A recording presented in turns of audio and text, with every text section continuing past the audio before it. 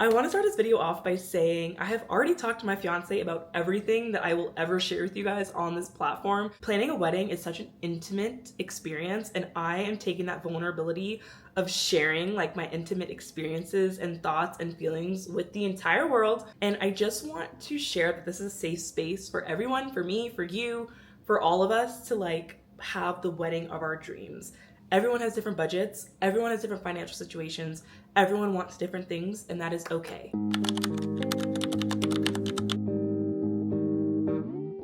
Hello everyone, my name is Angel and I am a 2025 bride. I do not think I will ever get used to saying that, but here we are. In this video, I'm gonna be just going through the basics of wedding planning, like first thing you should know, like wedding planning 101.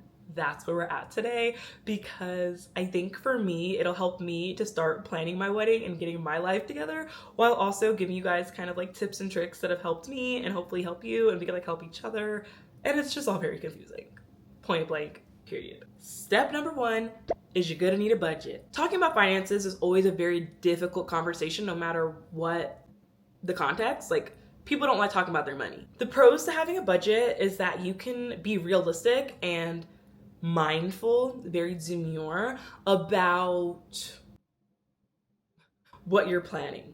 I think with anything, when it comes to financing, allocating your budget and knowing where you want to spend the majority of your money when it comes to something is super important. Where you feel like you want to spend the money, whether that's picking out your dress, picking out your venue, picking out your photographer, your videographer, flowers, florals, decor, whatever is the most important thing to you.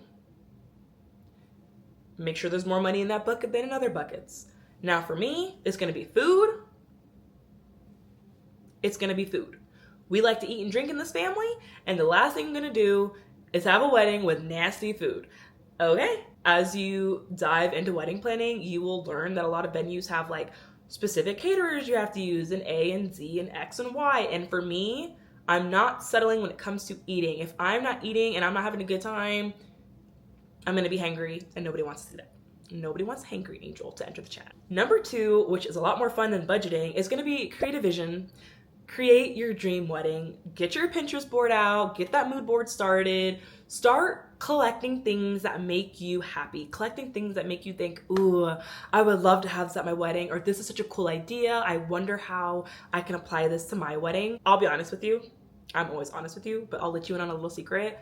I've had my Pinterest board since I was like 12, and not much has changed from what I wanted back then to what I want now. My mom has said that every time I send her a picture related to my wedding, she's been printing it out and putting it into like a scrapbook, so that way she knows like my overall vision for the day, because I am not a very detail-oriented girly. I don't know if you guys have noticed. I'm not very like, there's a lot of things I'm not. And planning is just not something that interests me. I'm very much end goal, like what is it gonna look like when it's all put together? I don't care what flowers are there. I don't care what details there are, as long as it gives off a certain vibe. From what I've seen from Bridezilla horror stories and watching my share of Lifetime movies, it's always the little things that push people over the edge on their wedding day. And for me, as long as the overall gist is good, I'm not gonna be too heavy up on specifics. Choose the date of your wedding. Choose the date of your wedding. I get a red flag for this one because I have changed my wedding day maybe 50 times. I think choosing the season, the time of year, the venue, whatever affects your wedding date, just pick one. From there, I try to find like cool days and like cool number pairings, and then it's like, I was gonna get married on a Saturday, but then I realized maybe a Thursday wedding or a Monday wedding would be cheaper. So picking the date of the wedding takes a lot of thought. I'm someone who's very, very big into the lunar calendar, the lunar year. Got my little year of the dragon, my dragon ring on. I felt like using the lunar New Year calendar, and I didn't want to get married on like a bad luck day. I want to get married on an auspicious date. It was a whole thing for me. Like, I went down a rabbit hole of like picking the perfect wedding day. FYI, I still don't have a wedding day, so if you don't, we're on the same page. But if you're the kind of girly who wants everything to be perfect, and you want signage, and you want like everything, like the venue and the da-da-da-da-da-da-da, pick your day, solidify it, and get it done so you can send out your save the dates. I'm not sending out save the dates because how the hell do you not know my wedding is? You should know. Next, build your guest list. When it comes to guest lists, this, as you know, is probably a hot topic for discussions and arguments and things like that. Thankfully, not in my family, because I already knew what I wanted and my fiance knew what he wanted and we were cool.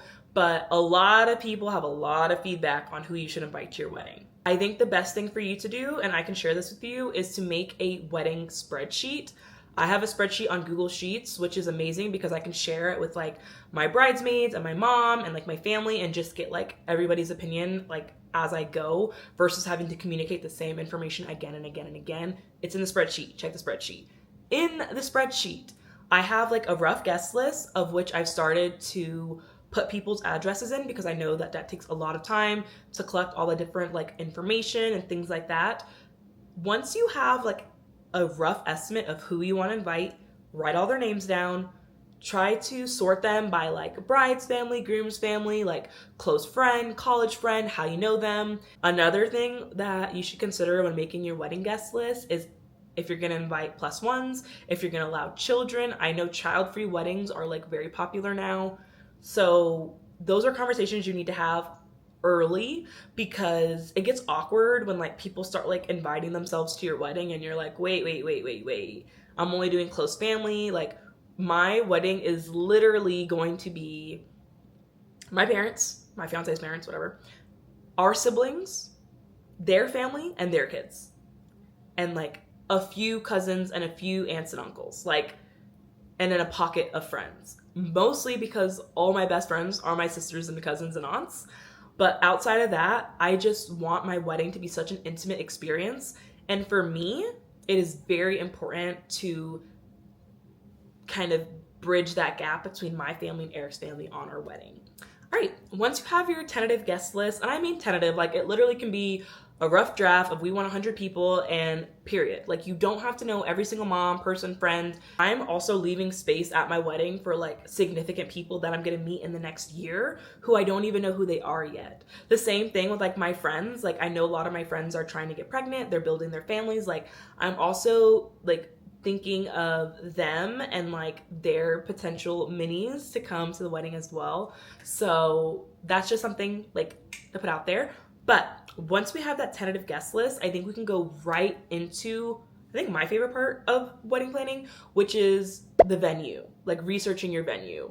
Once you know how many people you're gonna have and kind of like your overall feel and look for the wedding, you have a better perspective of like picking your dream venue because you'll say, okay, well, a lot of the pictures I found on Pinterest had a long table, which is what I want.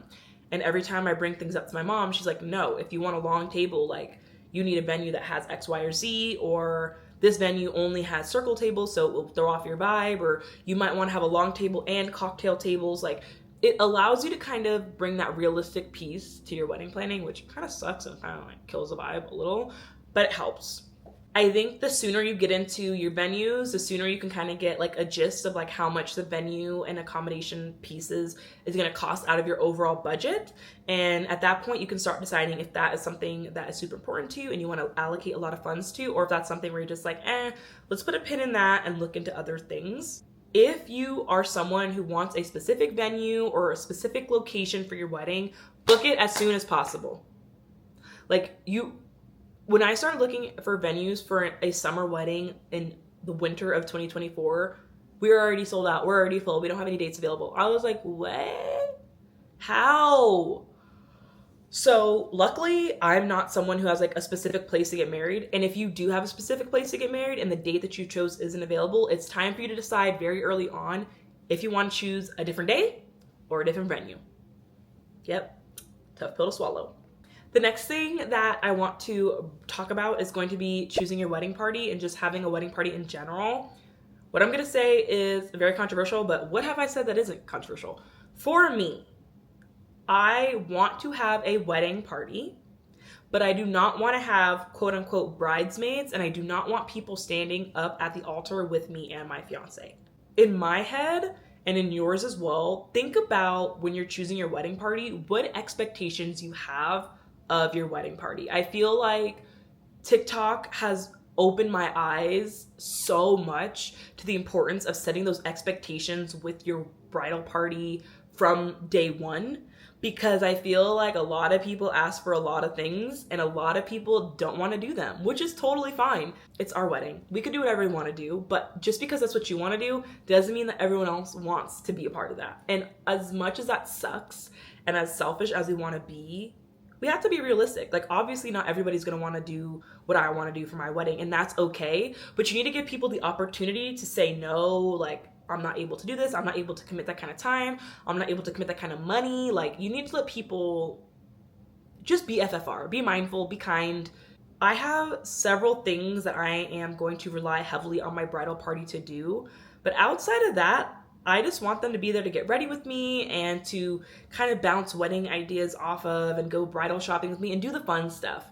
I don't really want my wedding party and my bridal party to be a part of like the nitty-gritty details of like wedding planning, because it's boring and honestly, nobody wants to do that.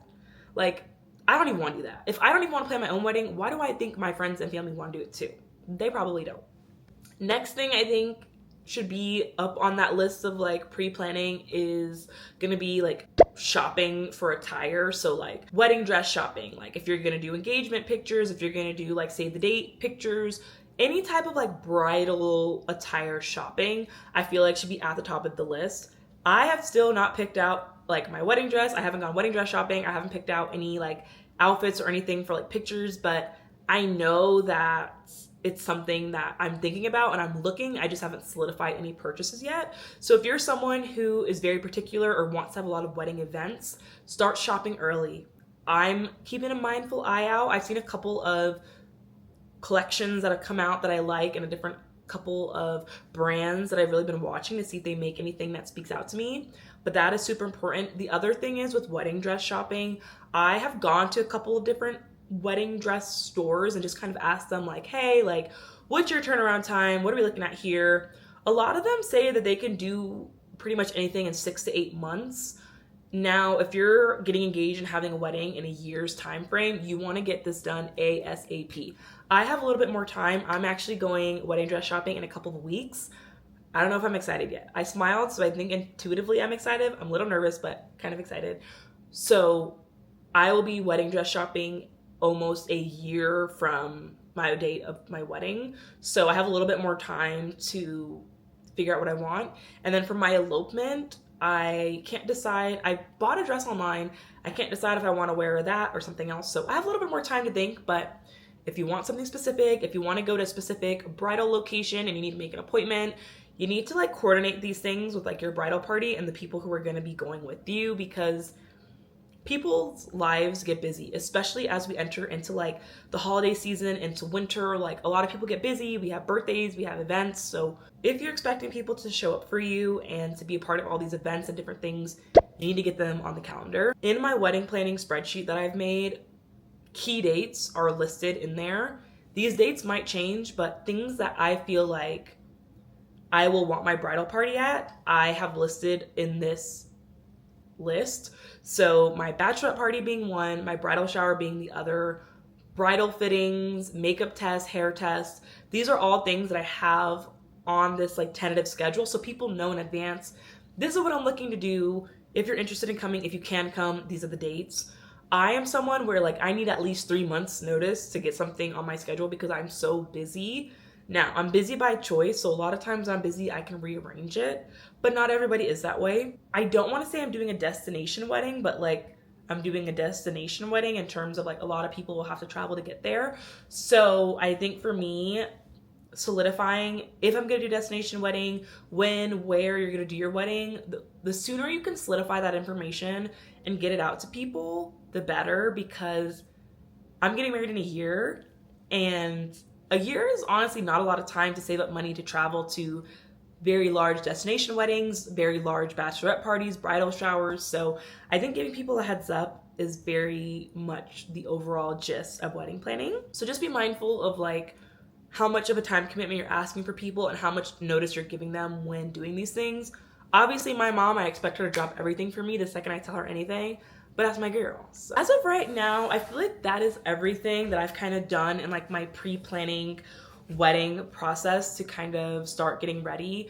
Again, to each their own. I feel like for me, just getting most of the logistics down has been really important to me. A couple off-script things that I've just thought about too is setting up a wedding email. I think this is so helpful. So Eric and I obviously already have a joint email account, so that's what we've been using to communicate with vendors and things like that. My mom also has been doing most of the communicating with vendors for me, which has been super helpful. So she has her own thing going on. But if you're gonna be reaching out to several vendors, caterers, locations, please make sure that like you're not getting bombarded to your personal email, because I just feel like having a separate email where you can go when you're looking for wedding related information is chef's kiss. I think this is a good time to consider if you want to have like a wedding website, if you want to start a registry. Like this is the time when you need to start asking yourself like, what can I do now to set myself up for success with my wedding later? So yeah, I would like to say that I am on track to planning my wedding.